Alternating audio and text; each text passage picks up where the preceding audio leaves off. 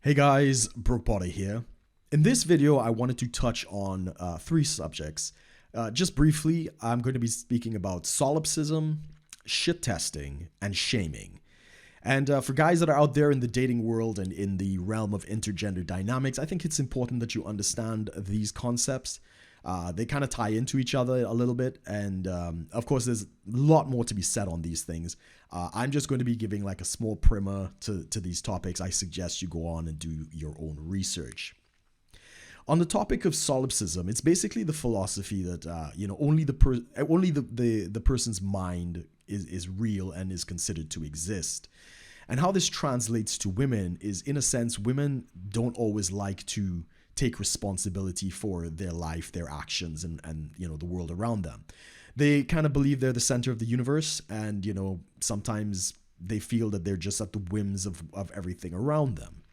Now, women have this to varying degrees. I've been on the extreme end of this, where I was literally in a car accident with a woman that was driving while she was texting on her phone, and she ran into a car that was parked in a line of traffic. I mean, he was there, and she was so caught up in this thing, she got out and blamed the guy for suddenly stopping, even though he was parked in the traffic. She just did not want to accept the fact that she fucked up. She was the one distracted on her phone, and she ran into the back of this car.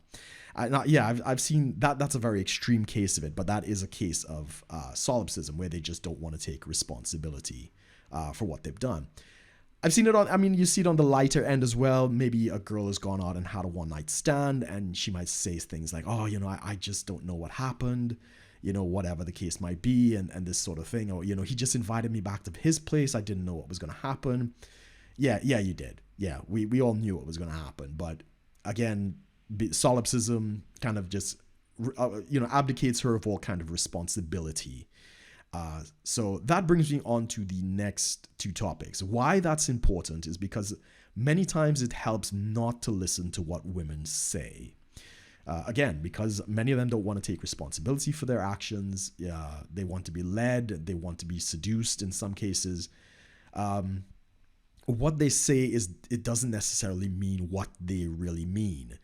And that brings me on to shit testing. Or a competency test, as it's sometimes called in the dating world. And a shit test is actually a very positive thing for a man. If you're shit tested, it's a good thing. It's basically a way of her kind of challenging what you presented, your persona, your attitude, and this type of thing. And she's going to put you down in some kind of capacity. Not hard, not an insult. Like if she says, you're ugly, that's an insult, right? Or if she says, I don't want to talk to you, and she walks off, that's a rejection. It's not like that. It's some kind of small put down to kind of challenge you a little bit on the presentation. And the reason she does this is, one, you are presenting her with an emotional challenge. You are triggering some kind of attraction in her mind.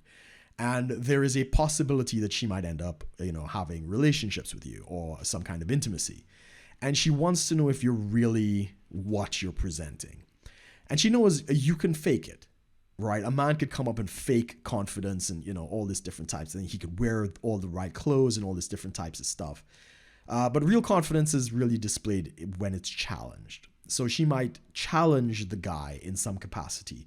And real confidence will deal with that. They'll understand, one, it's a compliment. And two, they're not going to let that shake their confidence. If they get a put down, you're showing I'm secure enough in who I am.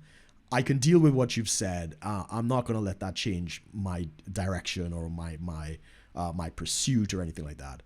And that's how you pass a shit test. You can do it a number of ways. You could ignore it. You can ignore a shit test. Like one that I get quite commonly is because I'm not the tallest guy in the world. I would usually get comments about my height. So if I'm talking to a lady and, she makes the comment like, well, I really only go for taller guys. Why, in my mind, it's like, well, why would you say that to me? If there was absolutely no chance of anything happening between us and you're just totally not attracted to me, why would you tell me that? No, it's obviously you are feeling an attraction for me. And this is the box that I haven't ticked in your, whatever checklist and stuff like that. And you want to see how I'm going to deal with that, how I'm going to get over that. And normally I say something cheeky like, well, yeah, I can't do anything about my height, but, at the end of the day, we're all the same height lying down or something like that, yeah, that's a way of agreeing and amplifying, which is another technique and stuff like that. More recently, I had a case where there was this girl that I was at a bar with, and there was no place to sit. She basically took my seat, and she wanted me to sit on her lap, kind of like, I guess, like a dummy. She wanted me to do this whole thing, and she's like, "Yeah, sit on my lap." And I completely flipped the script, and I was like, yeah, I went and sit on her lap, but I faced her straight up. And then I went to start nibbling on her neck, right? It's like this. So I completely flipped what she was trying to do. And, she wanted me to kind of sit on her lap like, oh, yeah, little boyo. But I completely went into the confrontation and be like, oh, you want me to sit on your lap? Here, I'll sit on your lap. Deal with this. So those are ways that you pass a shit test. It's about maintaining your frame, maintaining your confidence, not letting the woman phase you in that capacity. Now, the difference to that is shaming. Again, because women are, you got to listen to what they're saying. They're not necessarily, what they say is not necessarily what they mean. Shaming is different. And men sometimes mistake shit tests for shaming. I could take the height comment, as a, I can't do anything about that. It's a put down, but that's not shaming. Shaming is usually something along the lines of a woman manipulating you to get what she wants, or she's expressing some kind of outrage because she can't control her emotions. So she wants you to control your behavior because she can't control her emotions. Very popular. It would be something along the lines of, if you were a real man, you would do X, Y, and Z, whatever it is. Whatever it is always something that benefits the woman, right? I hear this all the time, especially if, I'm out with some people that are, maybe some single moms or whatever the case is. They would always say something like, a real man will, marry a single mom and raise a child, like, raise another man's child. No, that's not the case at all. First of all, women need to realize that masculinity is not defined by women. Women do not have the right to define what a real man is. Secondly, men who are sharp to this thing will realize that every time a woman says something like that, it's to the benefit of women, right? It's never to the benefit of men. So yeah, you get that kind of thing like, oh, I'm disappointed in the kind of man you are. And, they always try to make it this grandiose sort of, identity crisis. Why? Because you're not giving them what they want, or they can't control what they're experiencing, and they want you to change your behavior. That is basically a shaming tactic. And that's a different thing altogether. That is not a shit test. That is not necessarily a positive thing. Sometimes the best thing to do in that scenario is to ignore it. That's kind of sometimes the only way to really to pass a shaming tactic is, let her have her emotional tantrum, because it's all, the meaning is in what she's feeling and expressing, not necessarily in her words. Sometimes, yeah, you just kind of walk away from that situation if at all possible. So yeah, guys, it is important to understand this nature about women, that, yeah, they can be solipsistic. They kind of live in their own world. They don't always want to take responsibility for themselves. Now, every woman has this to varying degrees. It doesn't mean that every woman is, complete narcissist, although those do exist out there. Be careful for that.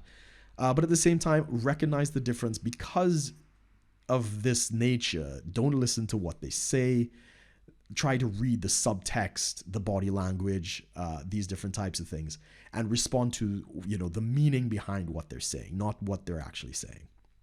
And of course, there's a lot of information out there on these topics. I'll see if I could find some of those and put those in the description below. Definitely look into this, guys. If you're out in the dating world, especially in this day and age where it's getting more and more complicated out there, you need to be wise to these things. But yeah, that is my video, guys. I hope this information was helpful for you. Please be sure to like, share, and subscribe if you'd like to see more. If you disagree with me, or if you have your own experiences with these things, yeah, put your comments below. We can always have the conversation. As always, guys, thanks for watching. Take care.